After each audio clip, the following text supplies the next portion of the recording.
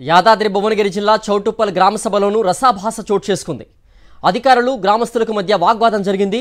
చౌటుప్పల్లోని 13వ వార్డులో గ్రామ సభను నిర్వహించొద్దని స్థానికులు ఆందోళన చేపట్టారు. తమ ప్రాంతం మున్సిపాలిటీగా ఏర్పడి 5 ఏళ్లు గడిచినా ఎలాంటి అభివృద్ధికి నోచుకోలేదని ఆగ్రహం వ్యక్తం చేశారు స్థానికులు.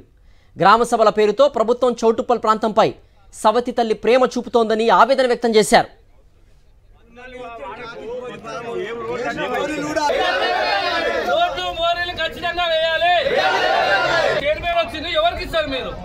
ఒక కౌన్సిలర్ లేడు, చైర్మన్ లేకుండా ఇక్కడ నుంచి ఇవన్నీ తీసేది. కమిషన్ రావాలి, కమిషనర్ రావాలి. వాస్తవానికి చైర్మన్ భయపడి రాలే, నాకు తెలిసి చైర్మన్ భయపడి రాలే, కౌన్సిలర్ కూడా భయపడి రాలే అని మా ఉద్దేశం. సభ జరగనిస్తలేరు కాలనీ వాసులు, మీరు వస్తేనే వార్డు సభ జరగనిస్తారంటారు.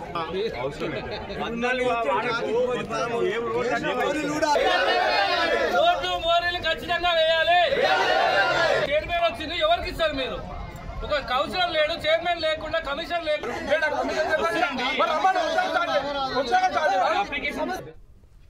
మరింత సమాచారం మా ప్రతినిధి అశోక్ అందిస్తారు. అశోక్, ఒక గ్రామ సభని కాదు, తెలంగాణలో పలు గ్రామ సభల్లో కూడా ఇరు వర్గాల మధ్య ఘర్షణలు జరుగుతున్నాయి, పార్టీల పరంగా కానీ వ్యక్తిగతంగా కానీ. దీనికి సంబంధించిన పూర్తి వివరాలేంటి? సిద్ధు, నల్గొండ ఉమ్మడి జిల్లాలో గ్రామ సభల్లో ఏదైతే అర్హులను గుర్తించేందుకు ప్రభుత్వం నిర్వహించినటువంటి గ్రామ సభలు ఈ రోజు చివరి రోజు కావడంతో పాటు ఎక్కడైతే తమకు రేషన్ కార్డులు కావచ్చు, ఇందిరమ్మ ఇల్లు కావచ్చు, ఇందిరమ్మ ఆత్మీయ భరోసాకు సంబంధించి తమ పేర్లు లేవని చెప్పేసి కూడా అన్ని కారణాలు ఉన్నప్పుడు కూడా ఎంపికలో అవకతవకలు జరిగాయని చెప్పి కూడా ఎక్కడికక్కడ నిలదీతలు అయితే కొనసాగుతున్నటువంటి పరిస్థితి. ఒకవైపు చౌటుప్పల్ కావచ్చు, ఇటు సంస్థ నారాయణపూర్ కావచ్చు, ఉదయం జరిగినటువంటి తిప్పర్తి మండల కేంద్రంలో జరిగినటువంటి గ్రామ సభలు కావచ్చు, తీవ్ర గందరగోళ పరిస్థితులు అయితే నెలకొన్నటువంటి పరిస్థితి ఉంది. ఇందిరమ్మ ఇల్లు ఎంపికకు సంబంధించి కాంగ్రెస్ పార్టీకి సంబంధించినటువంటి నేతలు చెప్పిన వాళ్ళకే ఇల్లు కేటాయిస్తున్నారని చెప్పేసి కూడా స్థానికులతో పాటు లబ్ధిదారులు కూడా ఆందోళన వ్యక్తం చేసినటువంటి పరిస్థితి కనిపిస్తుంది. మరోవైపు ఆత్మీయ భరోసాకు సంబంధించి ఎంపిక ప్రక్రియలో ఉపాధి హామీకి సంబంధించినటువంటి జాబ్ కార్డులు ఇవ్వడం కోసం ఫీల్డ్ అసిస్టెంట్ డబ్బులు డిమాండ్ చేస్తున్నారని చెప్పేసి కూడా తిప్పర్తిలో ఆందోళన చేసినటువంటి పరిస్థితి ఉంది.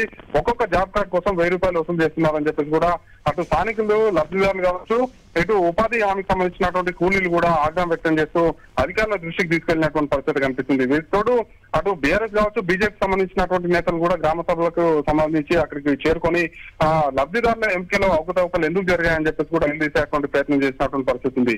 ఒకవైపు ప్రజాపాలనకు సంబంధించి భారీ స్థాయిలో అప్లికేషన్ తీసుకున్నప్పుడు కూడా రేషన్ కార్డుల ఎంపిక ప్రక్రియలో కేటాయించినటువంటి రేషన్ కార్డుల సంఖ్య తక్కువగా ఉందని చెప్పేసి ఎందుకు చేయాల్సి వస్తుందని చెప్పేసి కూడా ప్రశ్నించడంతో అధికారులు నీళ్లు నవ్వడం తోటి అక్కడ ఒక గందరగోళ పరిస్థితులు అయితే నెలకొన్నటువంటి పరిస్థితి ఉంది. మరోవైపు తిప్పర్తిలో జరిగినటువంటి గ్రామ సభలో అటు బీజేపీ నాయకులతో పాటు కాంగ్రెస్ సంబంధించినటువంటి నాయకులు కూడా తీవ్ర స్థాయిలో ఆగ్రహం చోటు చేస్తున్నటువంటి పరిస్థితి ఉంది.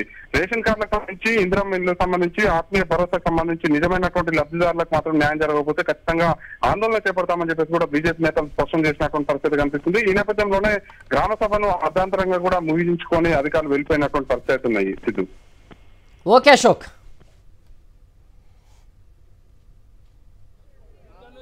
ఇవన్నీ తీసేది.